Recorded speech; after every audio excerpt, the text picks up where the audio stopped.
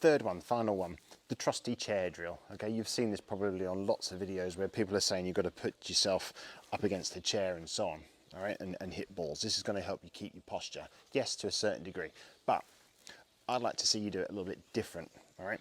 Now, one of the things that I see a lot of golfers do is they put themselves up against this chair, they sit on the chair and they stay on it. But again, remember my video, the beginning of the video where we talked about how this right hip stalls? And what we tend to see is if both my glutes are sitting on the chair, my right hip's going to stall, my left hip's going to have to come away from the chair. So I'll try and show you in this manner here. So if I'm sat on here, and you can see on the chair, if I move my pelvis away, you can see how my backside's come off the surface, okay, or the chair. And I'm going to have to then replant it back, and then my right hip comes forward and off the chair as well. So I'm going to try and make you do this a little bit differently to that. So get yourself a chair, a reasonably good height chair, or a surface of some sort that is high enough to be able to feel against your glutes, all right? And one of the things that you're going to try and do here is I would like to see it a few inches away from your rear end, all right?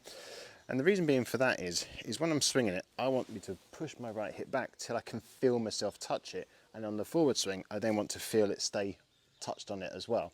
This is actually going to push me away from this feeling of moving up into the ball, all right? So you're going to put it in a position where I'm pushing back. I can feel how I've had to push back to reach for it, if that makes sense, all right? My left hip hasn't then come forward a lot, okay?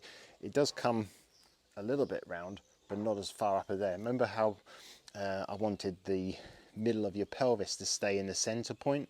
Well, this is helping me to do that because my spine can work backwards and that center point can stay in position and I can then join up to meet it. What I'm not doing is moving it forward, okay, the dot moving forward. I'm actually moving back to meet it. So from an address position, you can see how I'm actually pushing back to reach it, and then I'm going to push my left hip back to reach that. So again, I'm just going to make a swing back and through. I can feel how I'm pushing away and trying to get to that. That's pushing me into good posture and also holding my spine angle better. All right, it's just a good way of feeling it, and that's really what we're after here. All right, the main goal here though really is that you're feeling the right hip go back, left hip back, and that's the key thing here. But you're having to overstretch it, overdo it. Okay, so right hip back, left hip back, and I'm staying in posture there then, rather than actually coming up and into it. And that's really key, and that's a great way of doing it. We see, like I say, I see a lot of people on videos talking about having your backside up against it. No, come away from it. Be, I don't know, 3 fingers away from it, or maybe an inch or 2. That's what you're really after here. Okay, really stretch back. I can really feel my right hip staying back. All right, so back and through. You can see how I'm staying in posture here rather than coming up and onto it. If I come up away from it, obviously I'm miles away from the chair. So again, a great drill to do to get that feeling. If you want to advance it a bit further, say you're having troubles with your right hip doing this, again, I've done videos on this before, but this one you can actually angle this slightly differently.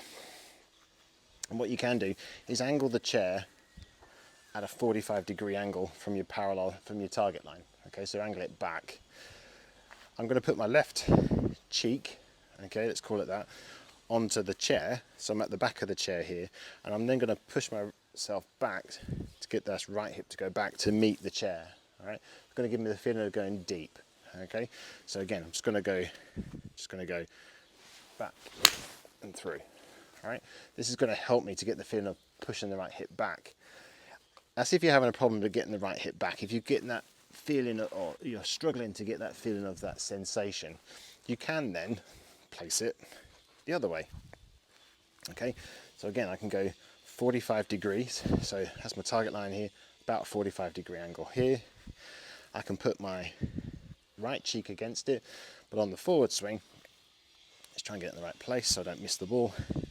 On the forward swing, I then want my left cheek to hit back the chair as well. So I'm having to reach 45-degree angles, which is generally what we used to hear as, you know, we wanted that sort of angle to be. as I hit the ball. So it's just going to help me to train. Now, I don't have to go full backswing here, because at this point here where my hips are square to the target line, I'm pretty much going to be close to my delivery position. All right, and then I'm going to push it into impact. All right, so I only have to go halfway back here. The feeling here is the feeling of the left hip pushing back. So I'm going to swing back and through. I can really feel that left hip pushing back and away, keeping me in posture as opposed to standing up and away from the ball.